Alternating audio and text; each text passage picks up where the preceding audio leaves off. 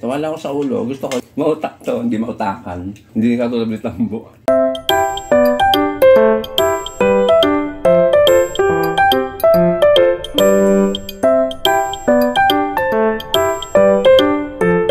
Hello mga friendship! Ito, huminto na naman ako dito sa senior... Nautan ako. Dito sa Senior Citizens Park. Galing uli ako sa palengke. At ito yung aking pinamili. Papakita ko sa inyo mga friendship. Ang kamote. Ayan o, kamoting ano to, baging.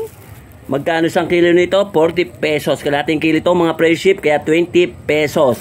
At ito, itong binili ko. Medyo mura itong repolyo. 35 isang kilo.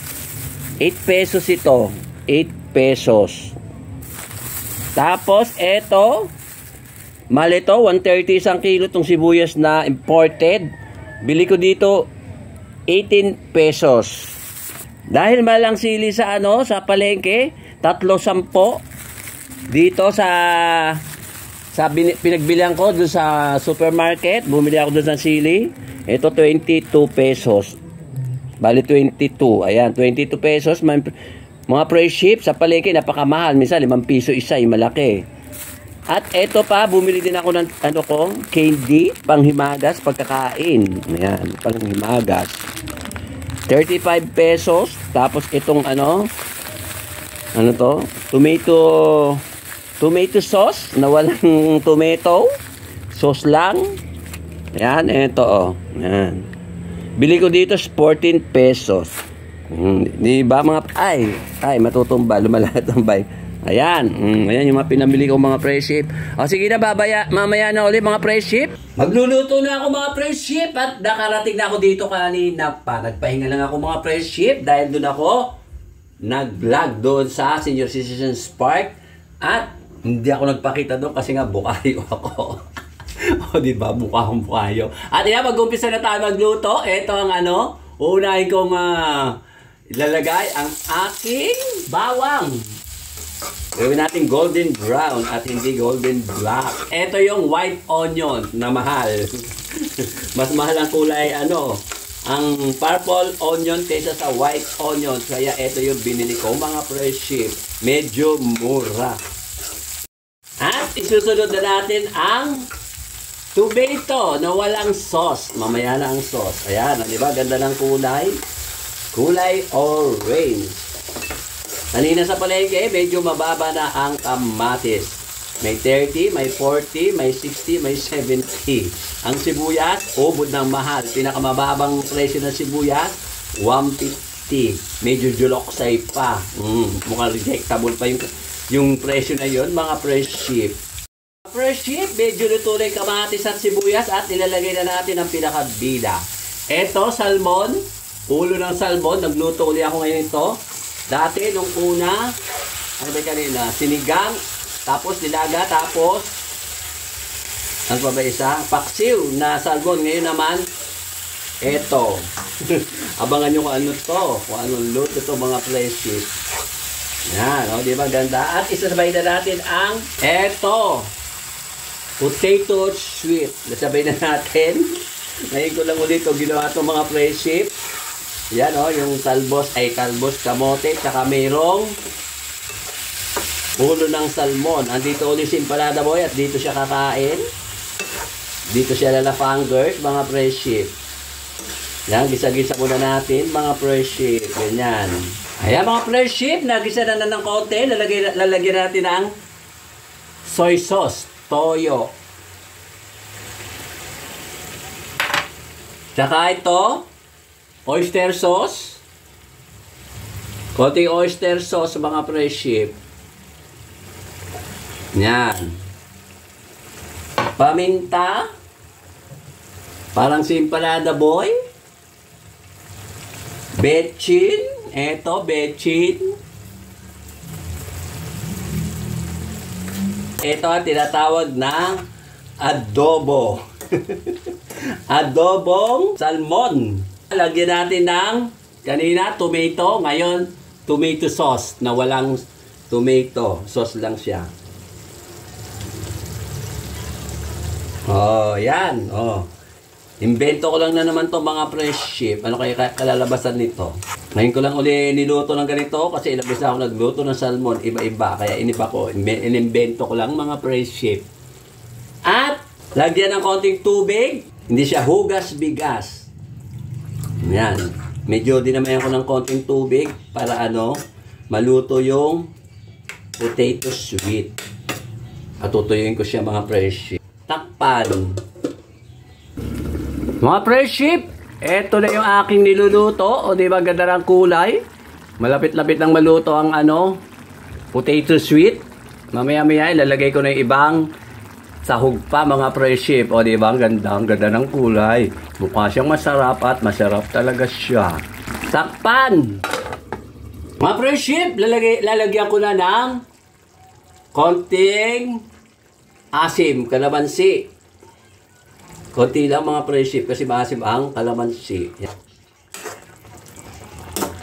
Yan, malapit na siya maluto. Nakalimutan ko, ilalagay ko na pala itong cabbage. O, diba? Ngayon lang kayo makakita ng adobong may cabbage, repolyo. Mura lang kasi itong repolyo mga fresh ship, kaya binili ko. Medyo luto-luto na ata yung karne. Ay, yung isda, madudurog na ata. At lalagyan natin ng konting siling green. Takpan. Yan mga fresh ship. Ano kaya ang itsura nito? Ay, saka nakita ng adobong may repolyo. Kundi ito lang. Kasi nga, mura ang repolyo, mga fresh ship. Kaya nilagay ko na lahat. 8 pesos lang naman bili ko doon, mga fresh ship. Luto na yung isda tsaka kamote. Ito na repolyo. Pwede na may repolyo, half cook lang O, diba? Naging ganito na, wala nang sabaw. Diba, ganda na itsura. Nakakita ng ganyan. Adobong salmon na may repolyo. Takpan! Mga fresh ship, ayan na diba? Ganda na ng kulay. Malapit na siya, luto na siya. Half cook lang yung repolyo. Tama na ito, mga fresh ship. Yan mga fresh ship, magsasantok na ako at kakain na kami ng empanada boy. Ayan ganda ng kulog, ganda ng kulay, mukha siyang negrita. Yan, magsasantok na ako mga fresh ship. Medyo nadurog na itong ulo ng salmon. Ito yung ulo ng salmon. Nag-overcook na mga fresh ship. Pero okay lang, talagang gano'n ang buhay. Ayan, inuna ko muna itong mga, ito yung salmon. Yung ulo ng salmon at eto na yung gulay. Lagyan natin dito sa paligid-ligid. Wala siyang sabaw mga fresh ship. Ayan. Kaya lang medyo kalat, pupunasan ko lang ito mga fresh ship. O sige na, mamaya na uli mga fresh ship.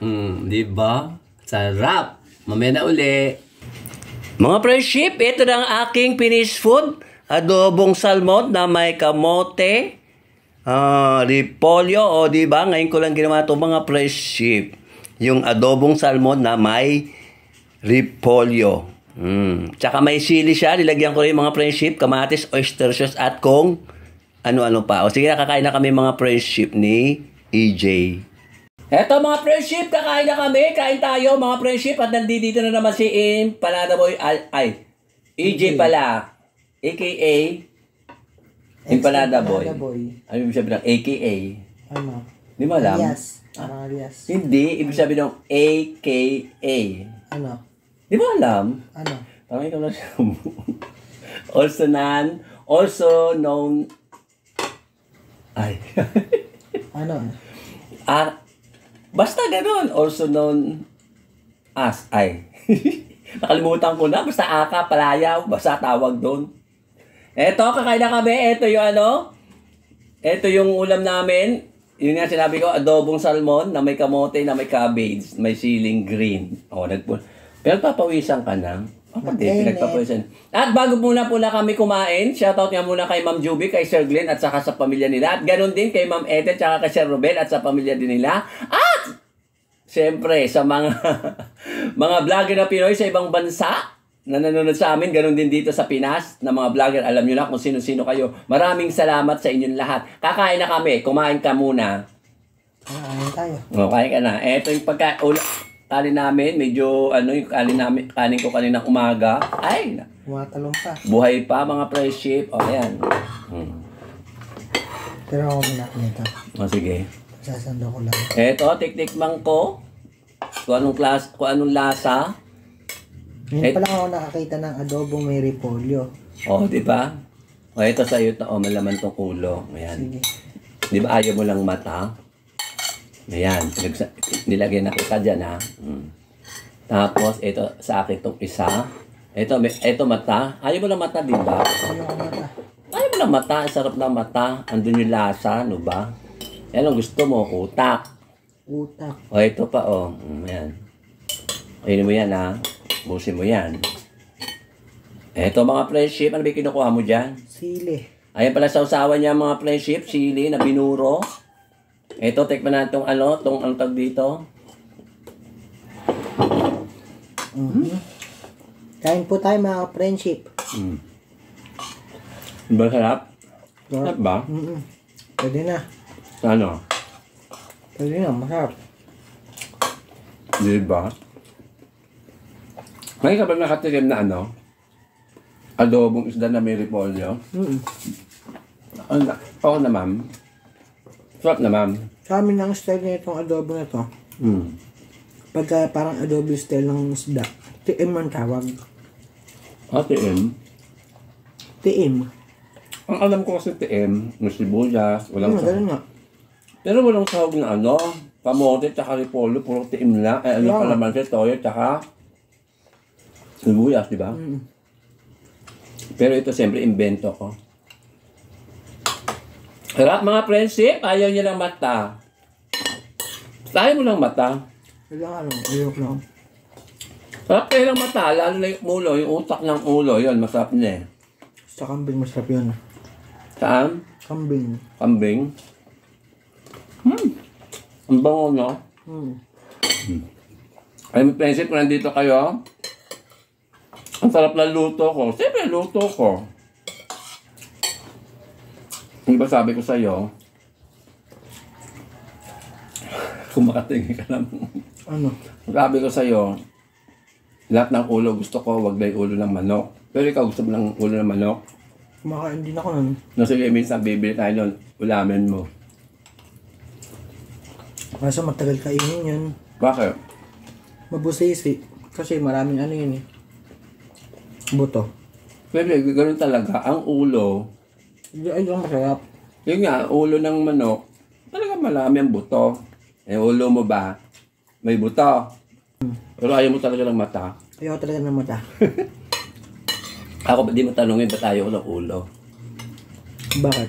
Ayaw ko talaga ng ulo. Tawala ko sa ulo. Gusto ko yung ulo ng mga isda. Ayaw ko ng ulo ng manok. O sige na, babay na mga friendship at kakain muna kami. Babay po. Bye-bye. Tapos na. Nakapil pa yan. Mautak to, hindi mautakan. Akala, hindi ka tulad ng tambo.